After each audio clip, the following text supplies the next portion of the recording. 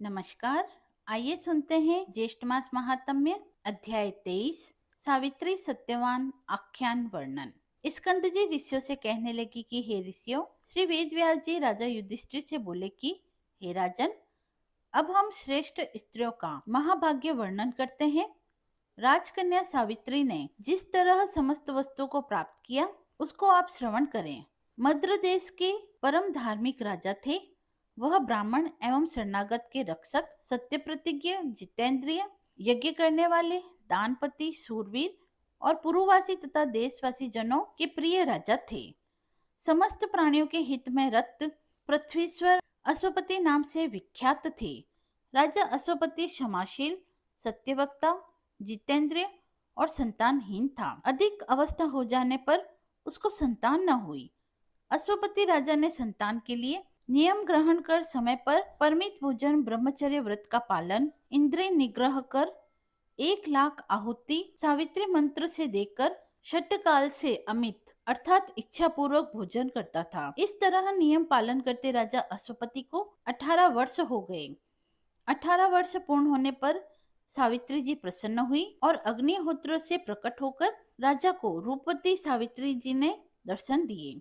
राजा अश्वपति को वर देने के लिए वह बोली, हे राजन, तुम्हारे ब्रह्मचर्य, शुद्धता, नियम, इंद्रिय दमन, सर्वात्म समर्पण और भक्ति से मैं अति प्रसन्न हूँ। हे मद्रराज, हे अश्वपते, तुम मुझसे इच्छित वर मांगो। तुमने धर्म के विषय में किसी प्रकार का कुछ भी प्रमाद नहीं किया है। राजा अश्वपति बोले कि हे देवी, मैंने धर्म प्राप्ति की इच्छा से संतान के लिए सब कुछ किया है। आप मुझे कुल को पवित्र करने वाले बहुत से पुत्र देवें। हे देवी, यदि आप मुझ पर प्रसन्न हैं, तो मैं आपसे यह कहना चाहता हूँ। हे देवी, मुझको ब्राह्मणों ने कहा है कि संतान होना श्रेष्ठ धर्म है। सावित्री कहने लगी, हे राजन, मैंने पहले ही तुम्हारे अभिप्राय को जान लिया था और तुम्हारे पुत्र के लिए ब्रह्मा जी से कहा है। ब्रह्मा जी की कृपा से तुम्हारे शीघ्र ही एक कन्या होगी। अब इस विषय में तुम मुझसे और कुछ नहीं कहना। मैं ब्रह्मा की आज्ञा से प्रसन्न होकर तुमसे कहती हूँ। सावित्री के वचनों को सुनकर राजा अश्वपति कहने लगे कि हे देवी, जो कुछ ब्रह्मा जी ने कहा है वह मुझे स्वीकार है। यह कहकर अश्वपति ने सावित्री देवी को पुनः प्रसन्न किया। तब सावित्री देवी ने कहा कि हे राजन, यह शीघ्र होगा। और ऐसा कहकर सावित्री देवी अंतर्ध्यान हो गई। राजा अश्वपति पुनः अपने घर वापस आ गए और राजा सिंहासन पर बैठकर प्रसन्न मन से धर्म पूर्वक अपनी प्रजा का पालन करने लगे। कुछ समय बीतने पर व्रत में तत्पर राजा अश्वपति की धर्मचारिणी गर्भवती हुई और उसका गर्भ आकाश के शुक्ल पक्ष के चंद्रमा की तरह बढ़ने लगा। प्रसव काल के आने पर उस रानी के गर्भ से एक कमल लोचना कन्या उत्पन्न हुई। राजा अश्वपति ने उस कन्या का जात कर्म आदि सब संस्कार कराया, जो श्री सावित्री देवी की कृपा से उनकी एक लक्ष्य आहुति देने से उत्पन्न हुई थी। इसीलिए ब्राह्मणों ने उसका नाम राजा अश्वपति की सहमति से सावित्री रखा। वह राजकन्या शरीरधारी लक्ष्मी के समान बढ़ने लगी। समय पाकर जब वह कन्या युवती हुई, तब उस सुमध्यमा सुश्रेणी को सुवर्ण प्रतिमा के समान देखकर लोगों ने यह निश्चय किया कि राजा को यह देव कन्या मिली है।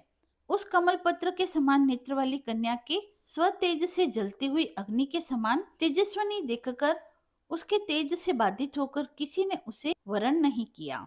तदंतर कन्या ने उपवास कर सिर से स्नान किया और देवताओं के समीप जाकर विधि पूर्वक अग्नि में आहुति दी। ब्राह्मणों से प्रवचन कराए और प्रसन्न चित्त उन महात्मा ब्राह्मणों का पूजन किया।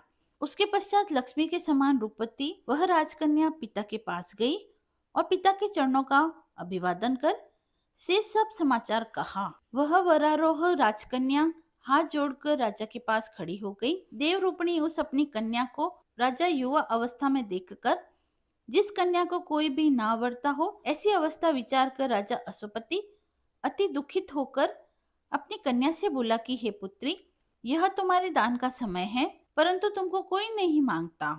इसीलिए तुम स्वयं अपने गुणों के समान पति की खोज करो और यदि कोई प्रसिद्ध पुरुष हो तो मुझसे कहो, फिर विचार कर हम तुम्हारा विवाह कर देंगे। तुम जैसा पति चाहती हो वैसा वरण करो।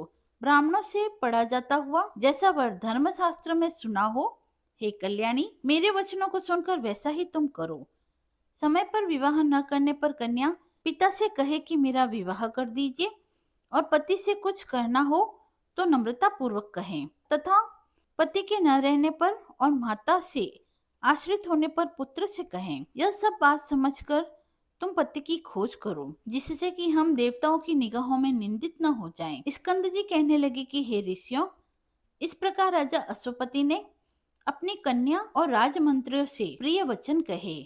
राजमंत्रियों को कन्या के साथ जाने की आज्ञा दी। इसके पश्चात वह तपस्वी राजकन्या लज्जित होकर पिता के चरणों को नमस्कार कर बिना विचारे पिता की आज्ञा मानकर रथ पर सवार होकर वृद्ध मंत्रियों के सहित अपने घर से पति की खोज में निकल गई। वह कन्या राज ऋषियों के तपोवन में गई और वहां पर वयोवृद्ध मानवीय लोगों के चरणों में प्रणाम कर क्रम से समस्त तीर्थों में गई और वन के समस्त तीर्थों में जाकर ऋषियों का आशीर्वाद लेने लगी, और जो ब्राह्मणों का श्रेष्ठ तपोवन था उसको त्याग कर अनेक देशों में गई। इति श्री ज्येष्ठ मास महात्म्य सावित्री सत्यवान आख्यान 23वां अध्याय समाप्त हुआ। यदि यह आपको पसंद आया हो तो आप कमेंट बॉक्स में जय श्री हरि लिखकर अपनी भक्ति को व्यक्त करें। मिलते हैं अगले वीडियो में, तब तक के लिए धन्यवाद।